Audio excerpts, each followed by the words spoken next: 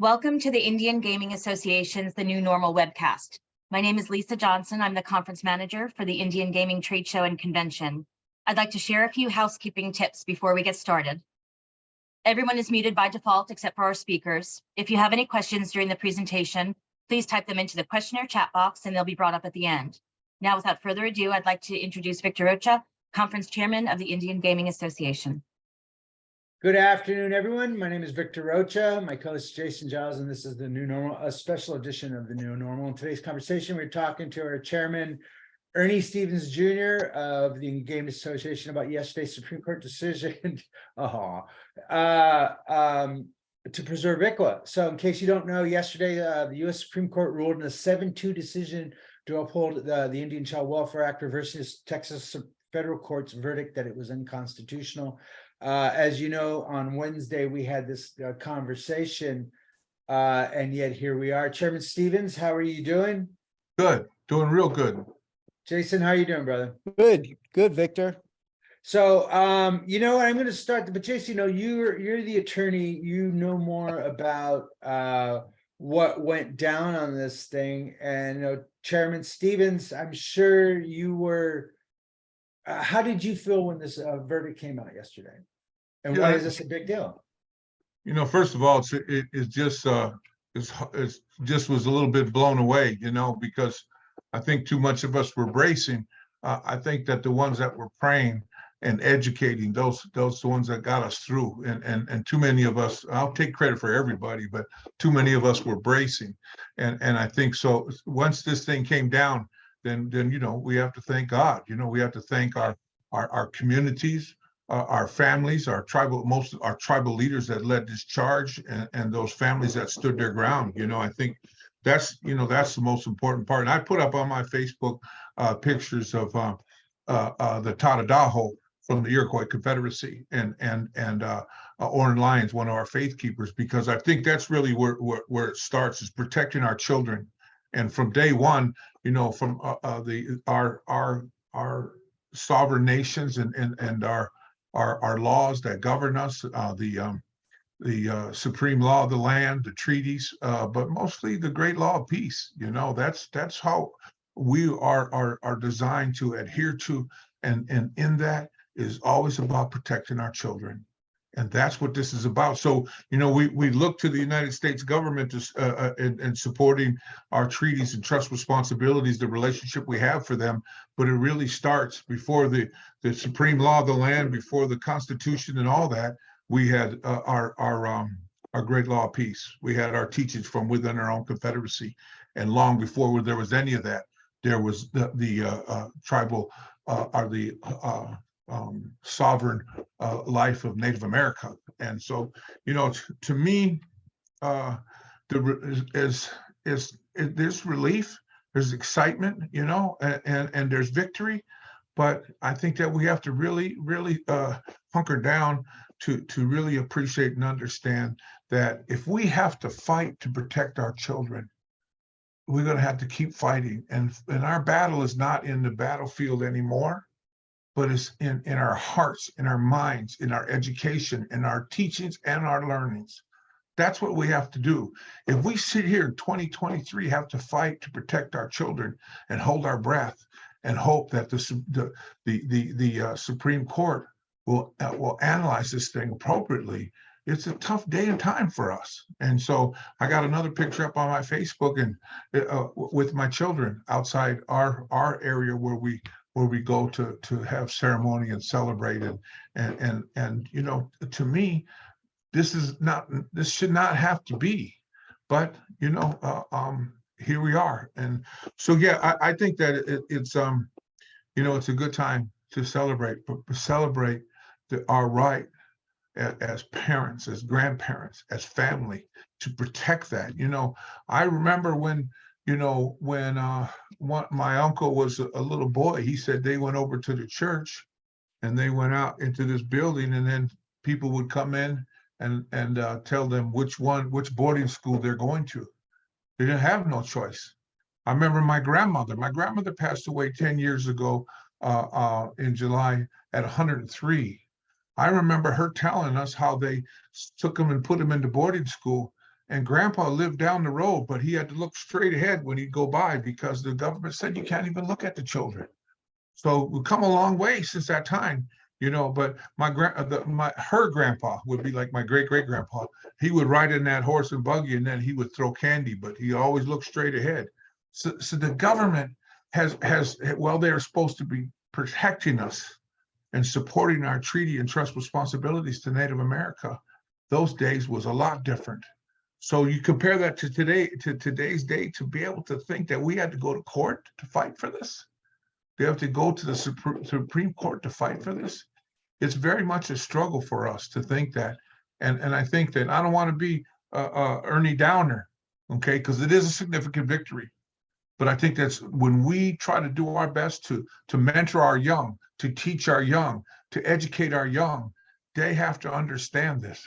It's not right, but it's something we have to do. So if we got to fight, we might not like it, but we got to fight. And our tool is education, history, oral history in our books, our lawyers, with our teachers, the classroom teachers. All this stuff is appropriate. So we're just up the road is the Oneida Nation School. I'm so proud of what they bring to the table because these kids they know where they come from. They understand treaty and trust responsibility. They know the history of the boarding school era. All these things have to be understood and analyzed so we can continue to defend our rights as governments. I would like to share this picture with everyone who's on this Zoom call right now. This was, I found this on Twitter, and as you can read this article, and I know I know most Native Americans will understand what we're talking about, and I know most of our allies will understand, but I'd like to bring this to make a point. And if you look at this, it says April 25th, 1952. It says, "Thank you very kindly for your donation of $10 for my little Indians." Now, this is a Tecawatha Indian Mission Incorporated, which is an Indian mission on the Sisseton, South Dakota reservation. So Sisseton, where's that, Jason? That's like Northeast, that's like Northeast Dakotas. Yeah. And so they would put these missions there, and they would use them to farm out these children. And so here is one of the missions talking to one of the people that were inquiring about that, saying, "Our little Indians, we have a few boys or girls. We will come in, they will, there's no one at all interested whether they live or die or come and go. I would send a little boy of 6 or older, or a little girl, or whatever you prefer. These Indians are very little trouble, especially the ones I have in mind. If you really mean it, I will send that. We will get him ready. You will have him anytime you desire. I'm not making any inquiries about you because it takes a good person to make an offer as you did." I mean, I don't think much more needs. So this is what we are reacting to. This is where you see the emotion. This is part of who we are, knowing this. And that's why, when we fight for tribal sovereignty and even sports betting, just in November, to us, it's all tied together. Before, if it wasn't sports betting, before sports betting, they were coming for our children. They're coming for our land. They're coming for our oil. So that little is just a peek into what we're talking about and why we're so emotional about this and why this is such a big victory. Chairman Stevens, this is nothing that we know this, we're very aware of this. It was interesting to me to see some of the reactions across the Twitterverse and the internet and stuff like that. And a lot of these ideological conservative organizations were approaching it as it's a loss for the children. It is, and in Indian country, people were weeping in victory, saying that we can preserve our future and we've been fighting for this. And here was a law that preserved the culture by saving the children that was under threat. I mean, in the 21st century, it still blows my mind, Chairman Stevens. I'll tell you that I have 18 grandchildren, and I'll protect every one of them with my life. And I think that's what we did even back in the old days, but the resources were limited and the laws were different, and the influence of communities around us were different. And that's why so many of our children, Many have lost their whole community, their whole life, their whole family. Some only lost their culture. Some only lost their religion. Some only lost their tradition. But these kind of things are what were destroyed in us. And, you know, I can't imagine being without my mother, you know. And growing up, my mother had her struggles. And I always, whether it was, I hit the street, beg, borrow, and steal till she got back because I wanted mom home. And, you know, once my mother found her way, she spent a good portion of her adult life helping other peoples who had the same struggle to protect their family. And when my mother had her struggles, I had aunties, I had uncles, I had grandmothers, and they figured out a way to take care of us. So we have those responsibilities in our communities, in our families, and to the extent that the United States government has done what they are supposed to do to protect our families in accordance with the treaty and trust responsibility. That's what this is about. We're not trying to create any favoritism, anything special. Sovereign governments who were governments long before there was a United States Constitution were protecting our families and our communities. And that's just really what this is about. My grandmother, she, like I said, she lived to 103. And she told us about a boarding school and every level of her life from barely 5 years old to junior high school, elementary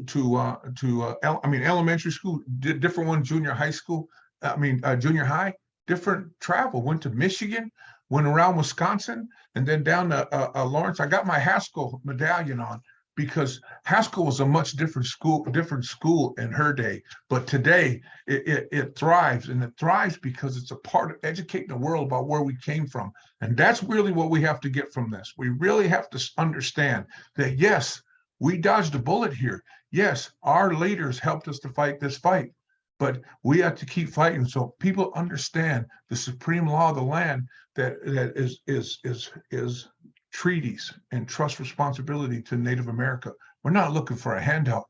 We're looking for folks to adhere to the supreme law of the land. Right.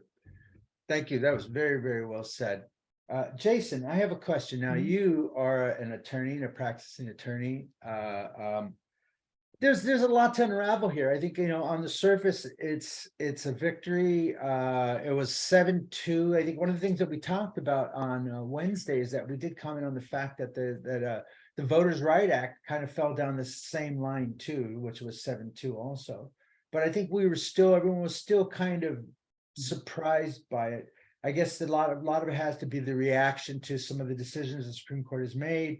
I saw a really funny op-ed piece in Reason, and they were talking about Gorsuch and saying, has he ever seen an Indian law he doesn't support? So, you know, he's getting a little flack and stuff like that, which I thought was kind of amusing. Legally, what does this mean? Yeah, I mean, it's definitely the Alabama case, and in this case were certainly surprises for folks that monitor and track cases going to the Supreme Court.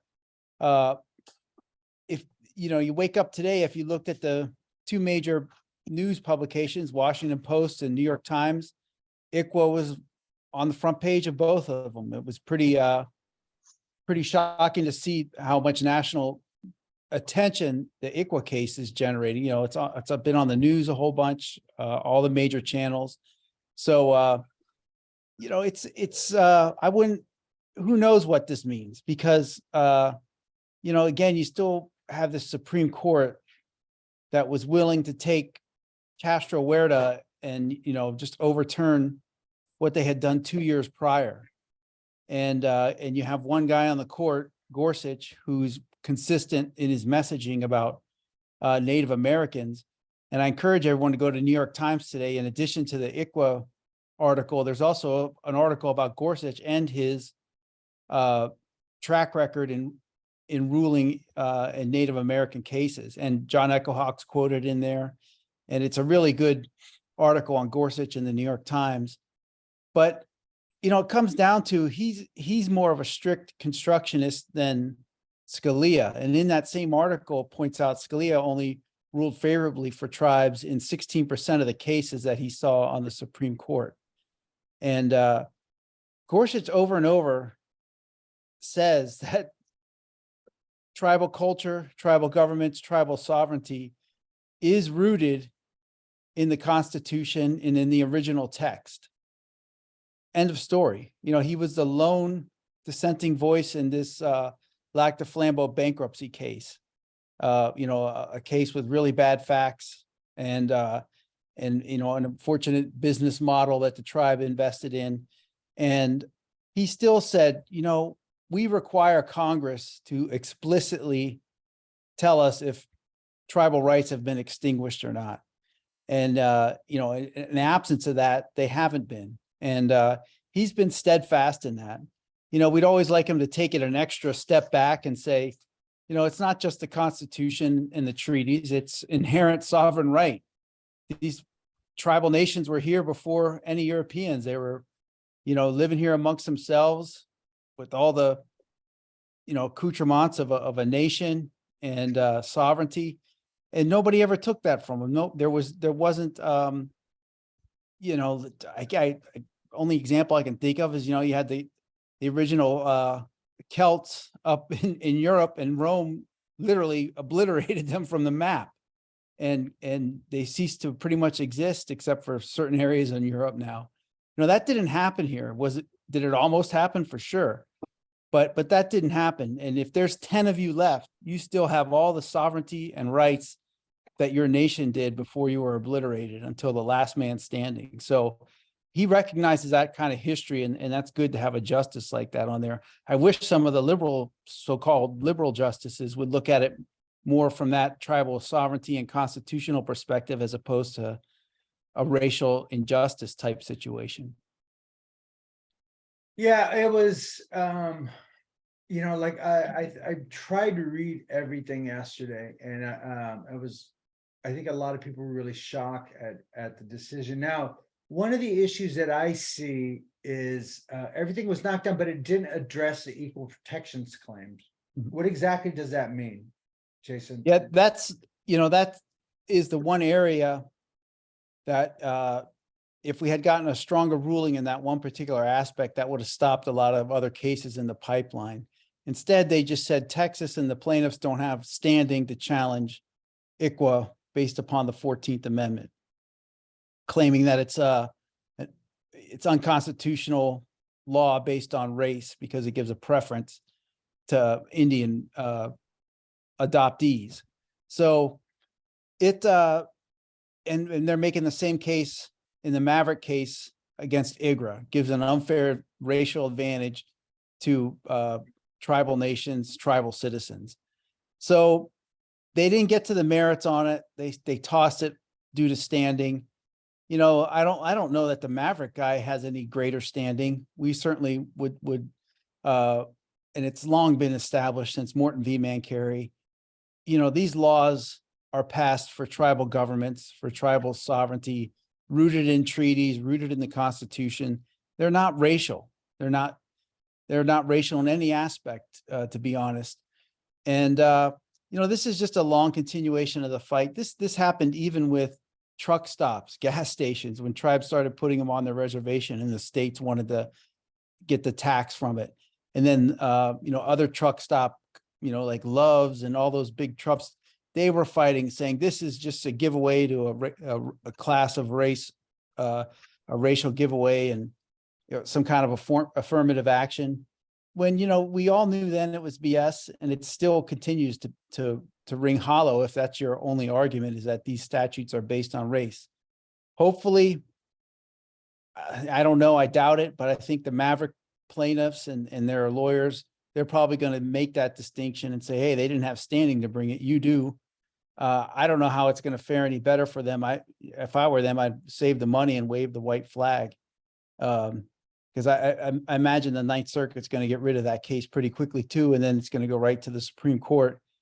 And here we are with this ICWA decision. So I don't know how they could feel confident anymore that the Supreme Court's going to take up these kind of challenges.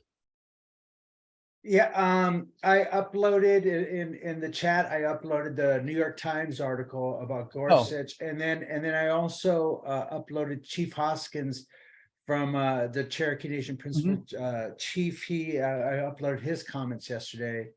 You know, all across Indian country, I think everyone was taking a real big victory lap. To me, my initial thought was about the Maverick case and what that means. I had an online conversation with John Holden, who's a law professor over at OSU, and he kind of confirmed my non-legal opinion, which is I thought it's really going to have an effect on those guys. I think, you know, their whole, to me, and I think what, you know, because it hasn't addressed that equal protections clause. I think that still kind of sets us up waiting at something up in the Supreme Court. You know, the whole strategy of Maverick Court was to get to the Supreme Court. I think something like a 7-2 ruling, I think will give people pause about running up to the Supreme Court to water down tribal sovereignty. So I think in that aspect, I think it does create a little bit of doubt, I think, for a lot of these organizations that are coming after the tribes. Chairman, what were you hearing since you were, you know, you I think one of the amazing things about you is your ability to walk the moccasin telegraph. What were you hearing in Indian country? You know, I heard two things. One, nervous, concerned, worried. And then I heard education, understand the supreme law of the land, our treaties, our rights. And long before there was the United States Constitution, we were governments. We had these kind of protections way before the United States ever existed. So these kinds of relationships, I think where the kinks come in is that we have to understand our respective role in today's world. But it's no different now than it was then. Protecting our families, protecting our children, that is our priority. It always has and always will be. And that's why I say, you know, 18 grandchildren, and nobody from the government or any other association going to come in and tell me where my grandchildren are going to go to school, are going to take them and send them someplace. And that's why I continually bring up my grandmother.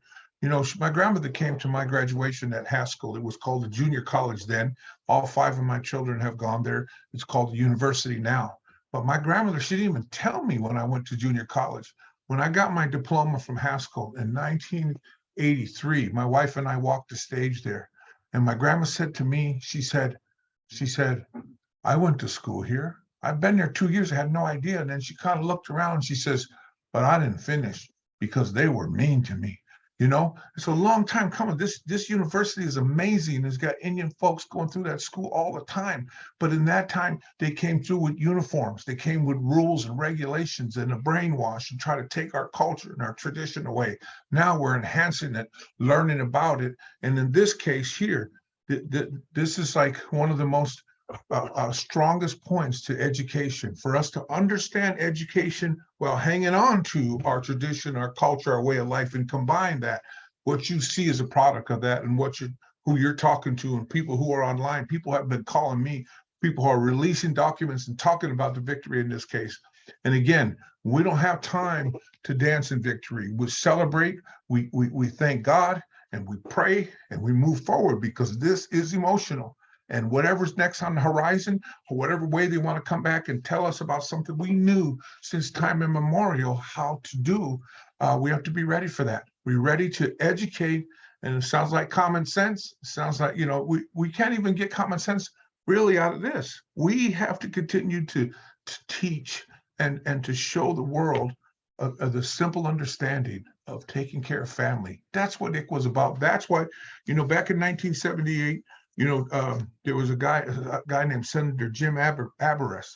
He worked with my father with the Senate, with the Policy Review Commission. There's a lot of things came out of that. This is part of what came out of it. The intent of this understanding that lives today is what came out of that. So many other things came out of that and continue to come out of that era. And we have to protect it. We have to build upon it. We have to utilize it. And that's no different here. This ruling, we have to enhance the understanding of it. We have to protect it, and we have to build upon it, so we don't have to fight so hard to protect our children. You know, you know, my grandmother said to me in one of her last interviews, she was 102 years old, and she didn't say it to me, she said it to me and the others in the group. they asked her about the abuses and the challenges and the things. Now, those kind of bits and pieces came to me over the years I knew my grandmother, but on that day, she said to the person interviewing her that I left all that there. When I came out of that school, out of that educational system, I took the best of what they taught me, and I left the abuse and the anger and the frustration there. That's what we need to do. We need to be able to take the best of these understandings and get ready for the next challenge, but leave negative behind. We need to celebrate. We need to understand. We need to enhance our knowledge so that we can continue to fight this fight. Because if we're fighting this fight right now in 2023, it should never have to be. But if we're doing that, we got to be prepared to hunker down. And like my mother tells me, to be a statesman, and they'll listen. If you're a statesman, you do your homework, you work hard every day, you'll have an impact. That's what this is about. Every state's women too. There's a lot of women on this list, and I'll follow just about any of the women I work with into any battle, because we understand this and they're keys to our victory. Also, I put up a couple more, Chairman, in that, it reminded me, Interior Secretary Deb Haaland had her comments up yesterday, and kind of reinforcing what you said. For nearly 2 centuries, federal policies promoted the forced removal of Indian children from their families and communities through boarding schools, foster care, and adoption. Those policies were targeted attack by the existence of tribes, and there were a targeted attack on the existence of tribes and their inflicted trauma on children, families, communities that people continue to feel today. Congress passed the Indian Child Welfare Act in 1978 to put an end to those policies. The act ensured that the United States' new policy would meet its legal and moral obligation to protect Indian children, families, and safeguard the future of Indian tribes. Those are very powerful words, and I think they going back to what Chairman Stevens just said, Jason, that it's blows my mind if I really stop and think that, as modern as we are with artificial intelligence and the internet and Musk flying to Mars and stuff, we're still have to worry about, maybe that's why he wants us to go to Mars, so they can take our children while we're not paying attention. Well, so it's, but the fact that we're talking about this, but to me, Jason, it's just one issue of many on tribal sovereignty. The interesting things to me was not just the support, but the dissents were pretty interesting, which were Alito and Clarence Thomas. Did you have a chance to read those? yeah, I mean, it's hardly worth the time often to read the dissent, because they lost, and there's not much to take away from them. But other than, Thomas was just way out there, just saying the whole thing is unconstitutional, the entire law. Alito would have just, knocked down some provisions that he thought intruded upon state jurisdiction, almost equally as bad. But those two are pretty well defined now in their hostility towards anything tribal.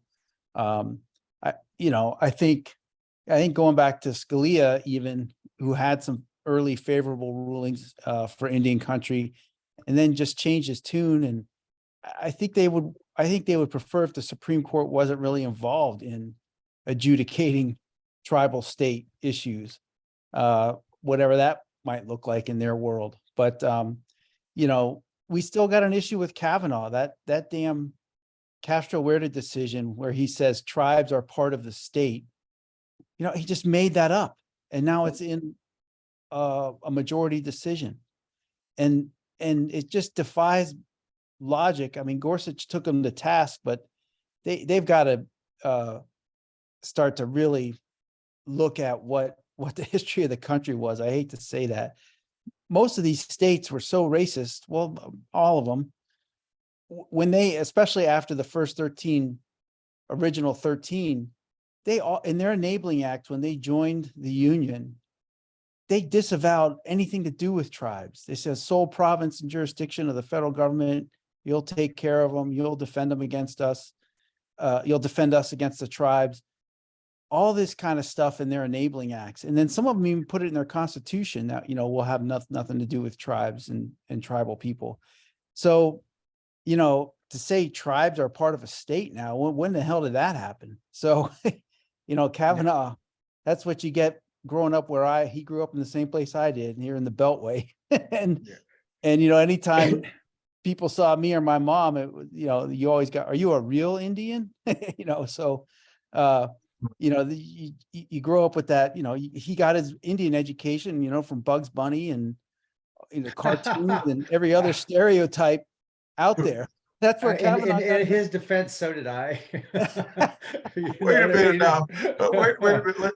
Let's hold on. In the just a second, beginning, listen, Right. listen, I was in foster homes too, man. I was raised in the same way too. So there was no, I was part of that vicious cycle also. By the way, I just uploaded comments from Justice Gorsuch. That was the last upload in the chat. You can see what he has to say, which was really kind of, I think a lot of people in Indian country were focusing on what Justice Gorsuch said. And I'll read this real quick. It says, often Native American tribes have come to this court seeking justice only to leave with bowed heads and empty hands. But that is not because this court has no justice to offer them. Our Constitution reserves for the tribes a place, an enduring place in the structure of American life. It promised them sovereignty for as long as they wish to keep it. And it secures that promise by divesting states of authority over Indian affairs and by giving the federal government certain significant but limited and enumerated powers aimed at building a lasting peace. So, you know what, he's doubling down and saying, the states to allow the tribes to exist, they pulled the states out of that. And that's Right. what we see again. That's what Castro Huerta, that's what PL 280 is. We see a lot of these, these states trying to impede on tribal sovereignty. To me, one of the interesting things, and I think one of the things that the pandemic has done is, when we started gaming, 30, 35 years ago, and especially here in California, 25 years ago, we had smoking because it allowed us to flex our sovereignty. It's like, what, of course we have smoking because we're different than the state. And it really helped tribes differentiate. People were like, oh, how come you can have smoking here, but you can't have it in the rest of California? It's like, because we're sovereignty. We're sovereign. But, the pandemic, we stopped it for the health of our customers and at Pachanga, and at San Manuel and a lot of the big ones around here. We haven't brought smoking back because it was, we felt it was a way to flex our sovereignty. But now we're just like, okay, there's other ways to flex it, but we don't have to have smoking. So, and I think this was one of those issues that I think on a ground level people can understand is, this tribal sovereignty and smoking and casinos and stuff like that. So, I think it's nice for Justice Gorsuch to reiterate this constitutional truth, but I think there's still a lot of I just have some Q&As. I'm sorry, chat is disabled. It says chat and it's working now, right? So, all right, we have Gary Green. Hello, Gary. What, if any, impact or precedent does the ICWA ruling and the state's right have on current judicial attacks on sovereignty? That's kind of what we're talking about, Gary, which is, we'll see. But to me, I think it kind of sticks a fork in their deal. I think they're going to have to think twice. I think, first of all, you have to understand who your opponent is. Maverick, this guy was a gaming executive and all of a sudden he's an empire builder. So from what I understand, the money comes from New York, Wall Street, hedge funds. He seems to be a good salesman. That's what his whole thing was about. You're going to come in, put in a bunch of car clubs, then we're going to get sports betting, and then it's going to be an incredible investment. Well, that hasn't panned out, has it? So if I was him, I wouldn't invest much more money into that guy, that loser, but we'll see. He seems to be, that's his whole attitude, is to be on the other side of these issues. And I feel personally that it kind of sticks a fork in him. So, we'll see how that goes. He doesn't seem to be the kind of guy that takes a no very easy, but a lot of dumb people are like that. Isn't it strange though? Right now in this day and age, the two biggest Indian fighters in America are enrolled tribal citizens. Governor of Oklahoma and this guy in the Maverick case. They're both enrolled citizens in a tribe. And they The must, pandemic brought up self-loathing to like, yeah, incredible levels now, you know what I Right. mean? So, yeah. Here, like, Determine, I go could, ahead. Jason brings us right back to kind of a tough point, but it's real. And for me, there ain't the only two like that, but a giant minority of us know who we are, know where we came from, and know the law of the land, the supreme law of the land. So, whether it's from us, we go back to the great law, the Iroquois Confederacy, and what is governed through our the dialogue of our leaders.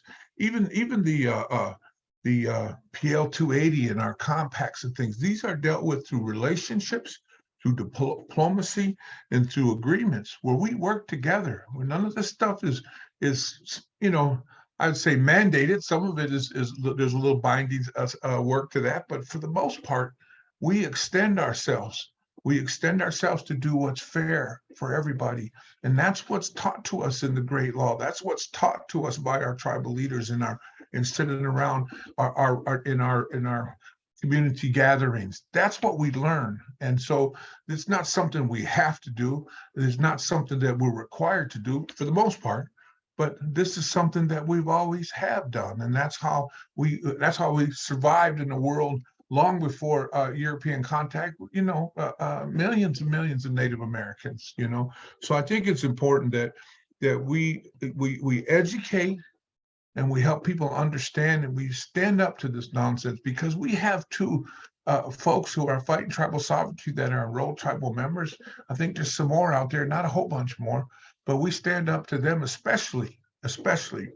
But the bottom line is the ones that, I just left the rummage sale. I'm home on the res, man. And there's a rummage sale. And them Indian ladies mean business. And all them grandkids are in the living room, sitting on my chair, messing up my paper and everything. But they are the supreme law of the land, because that's what I live for. That's what I thrive for. And number 19 is due this summer. So we are family. That's who we are. And so it's emotional. If you get a chance, read the article in Green Bay Press Gazette that's written by our tribal chairman, Mr. DeHassy Hill. It's in the Green Bay Press Gazette. These kinds of things are what we stand for, who we are. We're not some kind of legal beagles or some kind of rocket scientists. We're just Indian folk that are protecting our community, protecting our children, and protecting our future. That's all it boils down to. But guess what? We went to school and we learned that side of the coin too. And I think we use it appropriately and accordingly. That's why, Mr. Jason Giles looks pretty comfortable on podcast today, but man can put a uniform on in a heartbeat. He's a lawyer and he's educated and most importantly, raised by two very, very intelligent folks that understand the supreme law of the land. So that's why, I'm proud of not just Jason, but you, Victor, and helping us take the stand, because you guys know the fight's not over, but this victory is a giant step forward. But again, we're not going to rely on that. We're going to rely on the work of the tribal leadership and the people like all of us who work for those tribal leaders. It boils down to our community. It boils down to our children. And today, for our children, we're winning this battle. Yes, very good words. Hey. In that spirit, Jason, it does seem to be a constant battle now, kind of going back to Gary's thing with Maverick, that case is kind of at the foundation, is kind of what the ICWA case was about too. They say that this is a race-based decision. In California, when we were fighting poker stars, that was what their lobbyists were pushing too, was that, and this is a race-based decision. They're not allowing us. They wrap themselves in the flag and saying it's un-American. And, what do you think this maybe will make the Mavericks and, the governor Stitz think twice about it? Or is it just this? No, I mean, what all the stuff that's going on in Oklahoma is kind of hard to conceive that this is happening again. Stuff from the 80s that we thought was done, settled law. And same with, challenging tribal statutes and tribal laws as race-based. I mean, so you never know in this country. I mean, look where we are, we talked about 2 enrolled citizens are out there, trying to destroy tribal sovereignty. And, you turn on when Trump is getting indicted and all those people were down there at the Miami courthouse, blacks for Trump. And it's just That's like, funny. it has to be a joke, right? I mean, that's the only way you could look at it. Like, it's just, so I don't really know what this country is capable of doing anymore.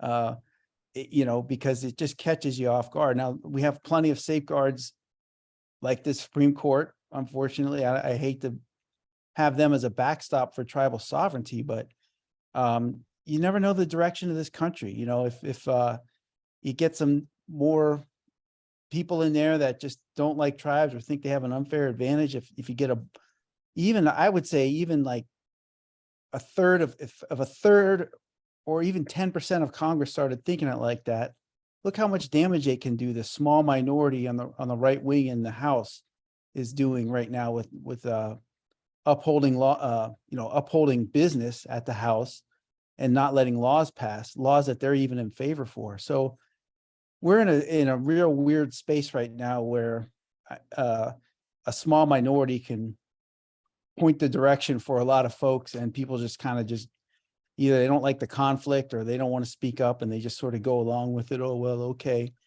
Because, tribes have faced this over and over, to think that in the 50s, United States was the sole country coming out of World War II, had all the money, had all the advantages, and their solution for the tribes, particularly after World War II with the Holocaust, Termination Act. We're going to just get rid of these tribes. We're going to, under the auspice of these Indians should just be American citizens. They're Americans now.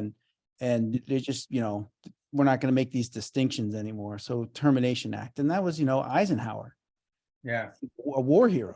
And again, there were enough people in Congress to get that passed. And thankfully tribes resisted and 20 years later, they were able to undo that. But that's just hard to see. Right after World War II, literally everyone else was flat on their back. Their cities were destroyed. And here we are controlling all the strings, and domestically, all we could think about was building highways right through reservations, and then just basically wanting to terminate the status Well, of Jason, and So let's bring this back to today.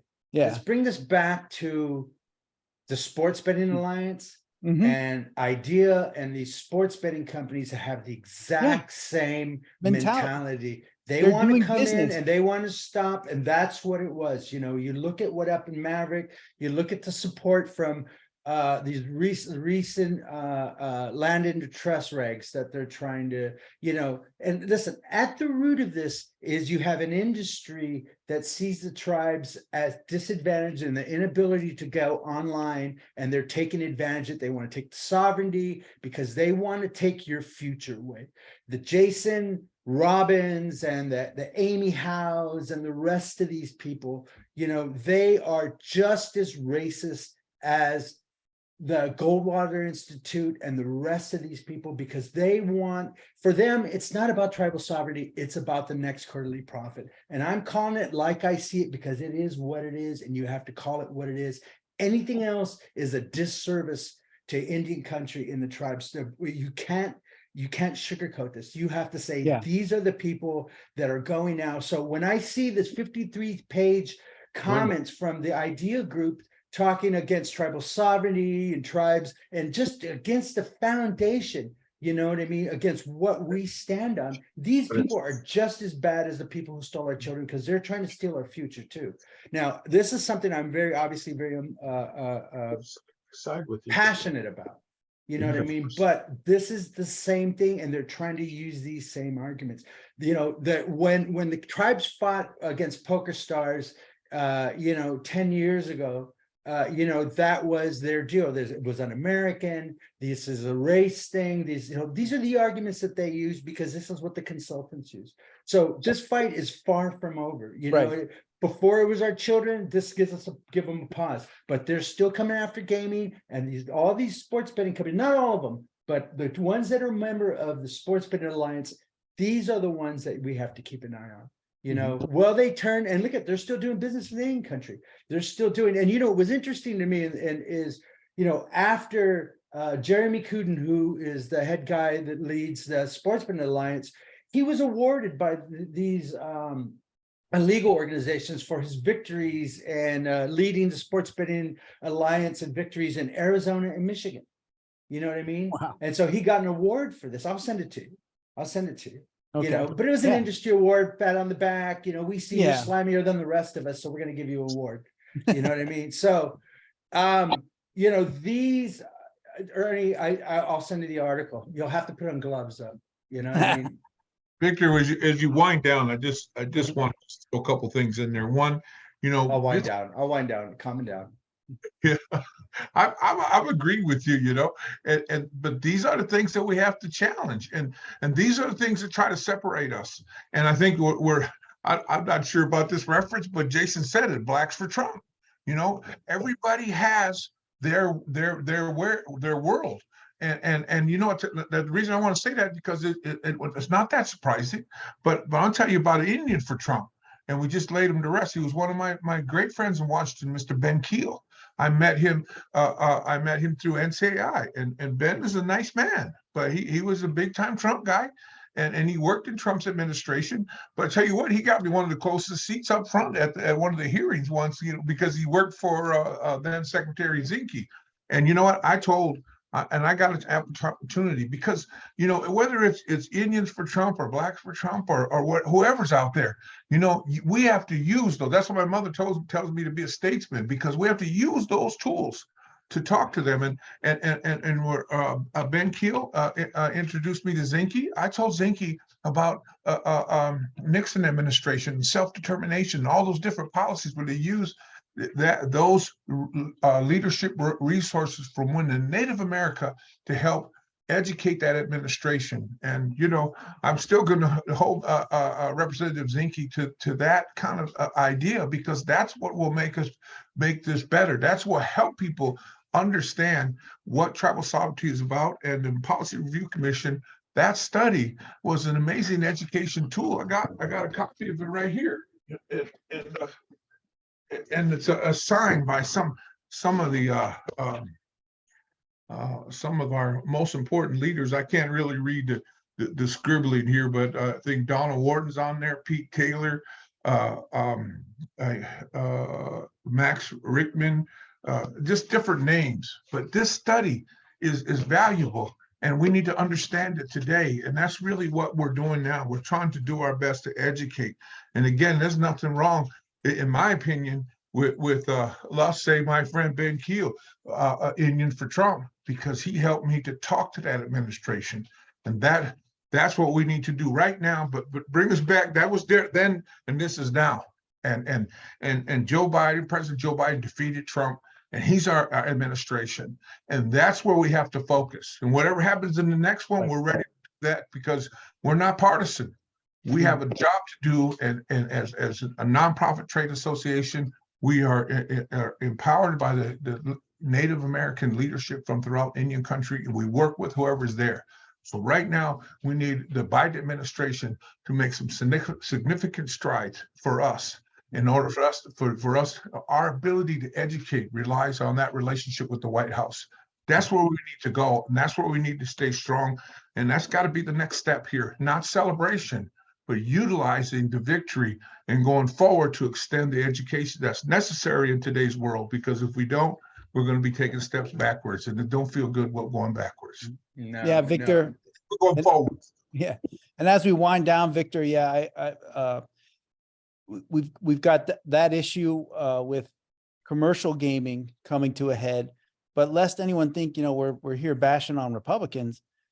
No. Last week at NCAI, we learned a lot about what's going on with this administration and some of the stuff where they're steamrolling tribal consultation, tribal cultural and sacred sites in the pursuit of more renewable energy, and we're looking at a situation where we're gonna have to start taking on some of these federal agencies, which are the Biden administration. They're his appointees. And you know, again, there's another example, Victor, of, you know, did we think that that could still happen after DAPL and all this other stuff, and how many times they've sued the Corps of Engineers, and now they just want to go in and, you know, destroy a mountain in Nevada just to get to lithium. It's a sacred site for all the Nevada tribes up there. They want to just put wind farms off the coast, and the tribes are telling them that hurts the migration of the whales. Whales actually die from it. It also impacts the migration of the fish that come from, you know, inland out to the sea to lay eggs and everything. It does all these things that, you know, they didn't think about, but tribes have known about since as long as they've been there. And they could have easily, if anyone had just asked, they could have told them these were the pitfalls. So yeah, as Ernie said, these things just keep cropping up no matter who it is. We'll deal with who we have in the White House now and be prepared for the next one. Yeah, and by the way, you know, the governor of New York is a Democrat, the governor of Michigan are a Democrat, and they're just flipping the tribes left and right. So, you know, that's part of that strategy too, which is, you know, I learned a very long time ago, you know, not all Democrats are good and not all Republicans are bad, and we would never preach one over the other. We are tribal first, and whoever is on the other side, we don't care if Republican or Democrat, we'll go after them. We don't care. You know, like a bad bar brawl. Which one? Point them out. Wait a minute. You know, so I guess we should wrap this up. But first of all, I want to thank everyone. We really appreciate you guys sticking with us. And this was a really big victory over here, and what it means and as it resonates, you know, we're still processing it, but it's a really lot of positives there for us. I think the big one, I think right on the surface, I think it really gives people pause about going to the Supreme Court, especially dealing with tribes. I think with Maverick, we'll see how that's going to play out. You know, it's not going to stop the weasels and the rats from trying to, you know, overrun the ship, but, you know, it gives us some breathing room to start taking care of these problems too. So it was a big victory on many levels.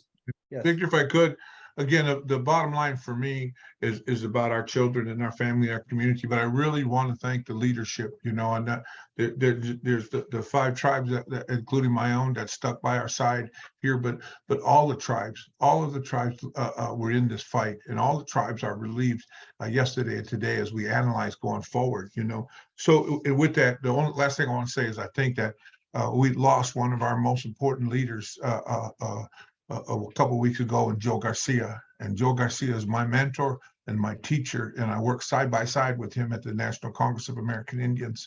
And so I think that he's looking down on us and he's proud of us. And but at the same time, I think his message would be, we keep fighting the fight. And his last message to us at the Indian Gaming Association trade show this spring was, we fight the fight in a good way, a diplomatic way, and a respectful way, but in a determined, strong way. And so I just want to echo the words of Joe Garcia in my final comment today. Yeah, you know, I don't think we can have a better way to end it. So thank you, Chairman. I really appreciate you coming today and bringing your positivity and your leadership. We rely on it and we appreciate it. And thank you so much personally from one friend to another. Jason, thanks, brother. This was a big day yesterday, very celebratory. I think a lot of us will take a bit of a victory lap, but those laps are usually pretty short for us. You know, we always have the next problem and stuff like that. So everyone, thank you again. And we'll be here next week. So thanks a lot. We'll see you guys next week. Thank you, Victor. Take care, Chairman. Thanks, Jason. Thanks, See you. Victor. Thank you for your hard work. Take care. Thanks, everybody.